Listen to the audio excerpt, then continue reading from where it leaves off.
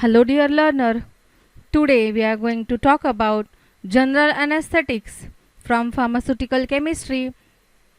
In general anesthetics, we are going to talk about the first part. This is the first part of general anesthetics chapter, which is subdivided into first, what is general anesthesia, then what are the stages of general anesthesia, then trick to remember the classification of general anesthetics, along with some important anesthetics on which the question is asked in the exam, and stability and storage of various general anesthetic drugs or general anesthetics. In this video today we are going to discuss about the stages of general anesthesia. To start with stages, first we will have to understand what is general anesthesia.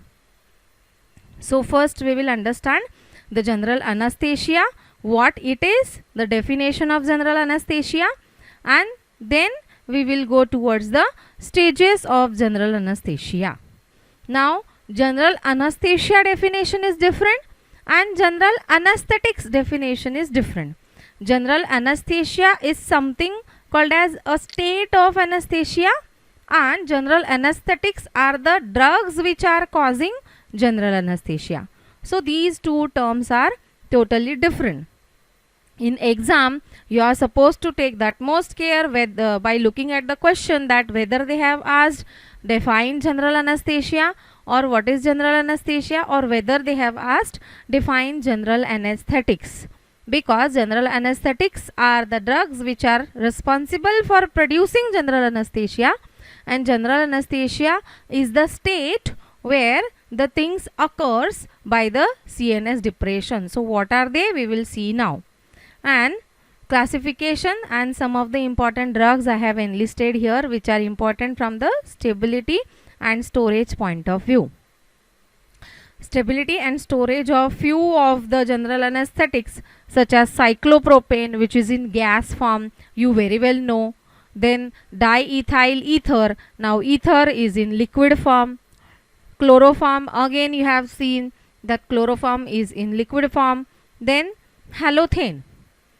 So these are few of the important general anesthetics which we are going to discuss in part 3 of general anesthetics. Halothane, a complete note is asked in the exam. Then thiopental sodium, uses are been stressed on till now in the examination. Thiopental sodium, you very well know these general anesthetic or these drug, it is from barbiturates.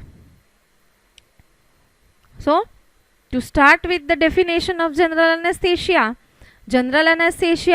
it says, definition says, it is a state in which there is a depression of CNS. First of all, when we started from the series of drugs which are acting on the CNS, we have seen first chapter in the CNS acting drugs, that is CNS stimulant, which is also called as analeptic, and then we went towards the CNS depressant drugs, starting from tranquilizers, sedative hypnotics, then now anesthetics. So general anesthetics are also having the same role as that of sedative hypnotics and tranquilizers, that they are responsible for depression of CNS. But what is the difference amongst them and general anesthetic? They cause the depression of CNS, which is responsible for producing reversible loss of consciousness, or you can call it as unconsciousness. Loss of consciousness or unconsciousness means one and the same.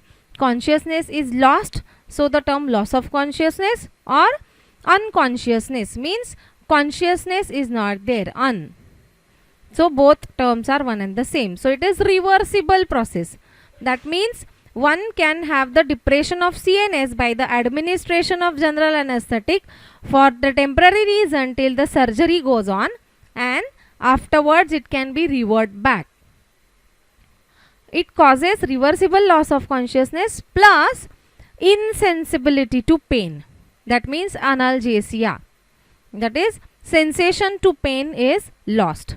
That means if you will go trying to say it in another way, that spinal reflexes will stop working.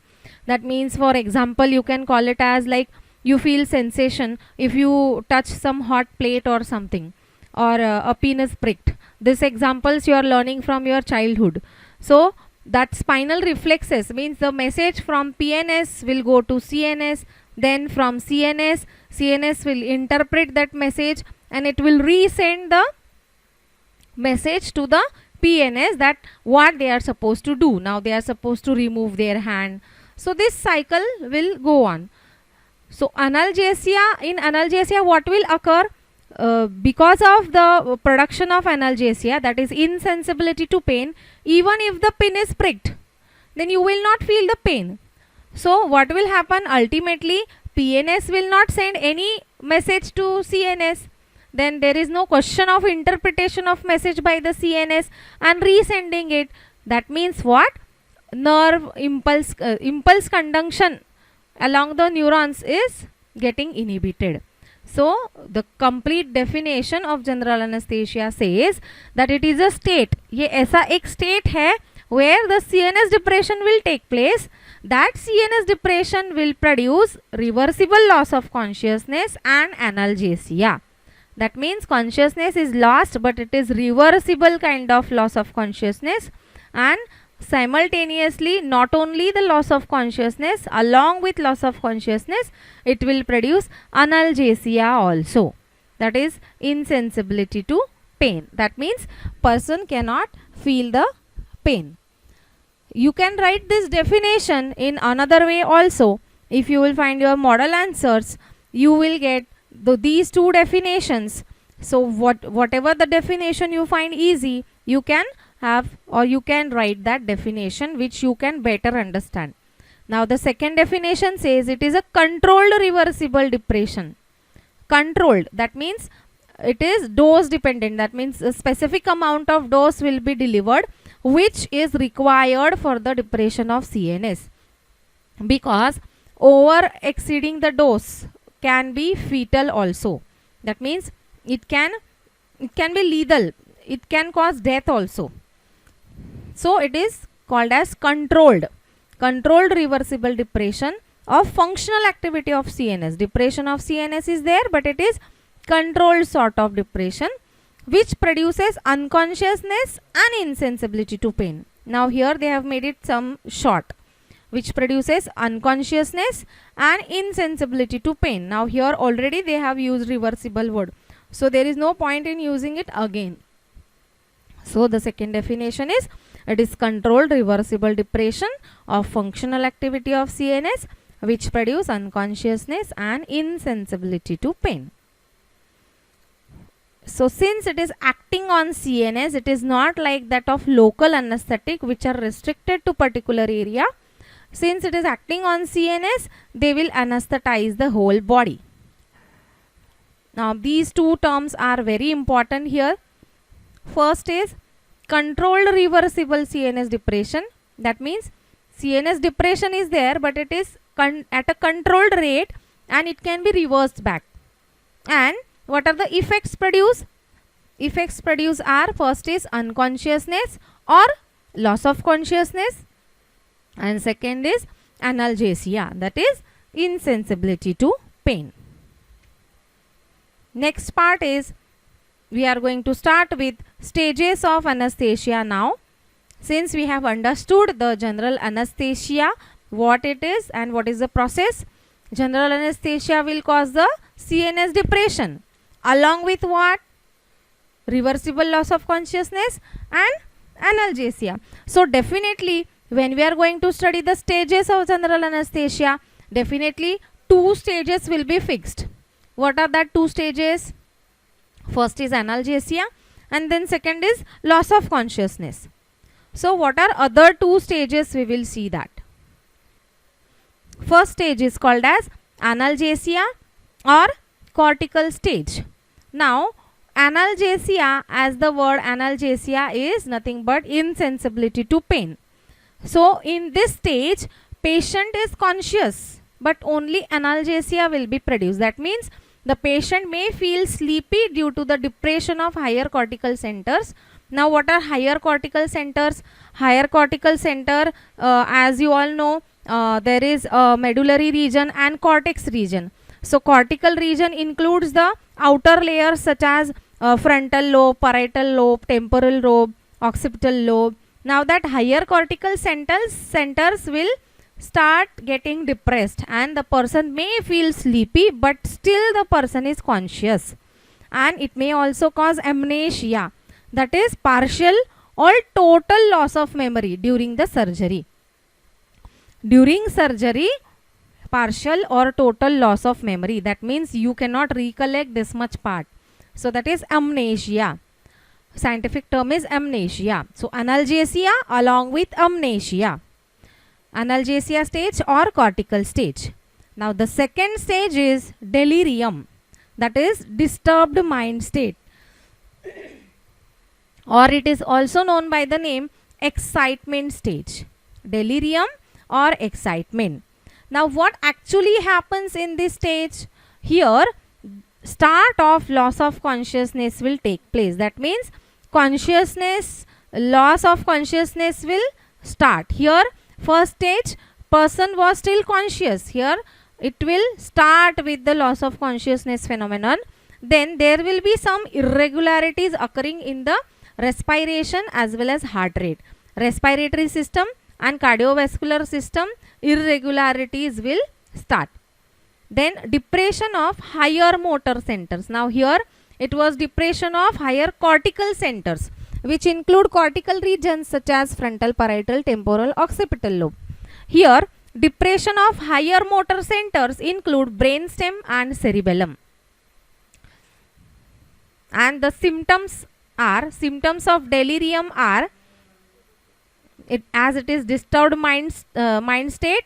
Here uncontrolled body movements will first take place, then some may vomit also, breath holding will occur, pupillary dilation will occur. So these are few of the symptoms of the stage called as delirium. And then after this excitement stage, the main stage of anesthesia will be followed, which is called as surgical anesthesia. Here complete loss of consciousness will occur. Now this is starting with analgesia, then start of loss of consciousness, then loss of consciousness. Now the patient actually in the stage of surgical anesthesia is ready for surgery. Therefore the stage name is called as surgical anesthesia. In this stage, skeletal muscles will be relaxed as well as spinal cord reflex activity is also minimized. That means just now we have seen in the definition of general anesthesia, that is the sensation has been already lost and spinal cord reflex activity will also get minimized. That means the passage of message, in simple term you can call it as, that will be minimized. Then respiratory or medullary paralysis is the fourth stage. It is called as respiratory stage or medullary paralysis stage. Now in this stage what happens, this thing is very important. Higher dose of general anesthetic is generally administered, and then again there will be a severe medullary and brainstem depression. As here brainstem and cerebellum was getting depressed, here there will be severe depression, severe medullary as well as brainstem depression will occur. And respiratory system and cardiovascular system may collapse. So in this case, here cardiovascular and respiratory support is must.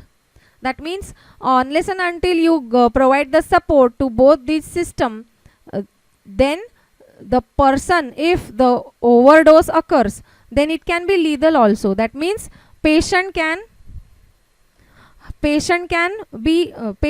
also go into coma or at the last stage, that is death. So these supports are very much needed. These will act as control. They will control the this respiratory system as well as cardiovascular system, because of which they will be monitored, and one can have the necessary precautionary measures. That means if the dose exceeds or if anything like this happens, then they will come to know that now we are supposed to revert back this effect with some other drugs, which will revert the effect of general anesthesia. Otherwise, the patient can die also. So these are the stages of general anesthesia which we have seen: analgesia, delirium, surgical anesthesia, and respiratory or medullary paralysis. So these stages of general anesthesia also the question is asked in the exam, and general anesthesia definition is also asked in the exam. With this, we finish with the first part of general anesthetics, that is general anesthesia and the stages of general anesthesia. Thank you.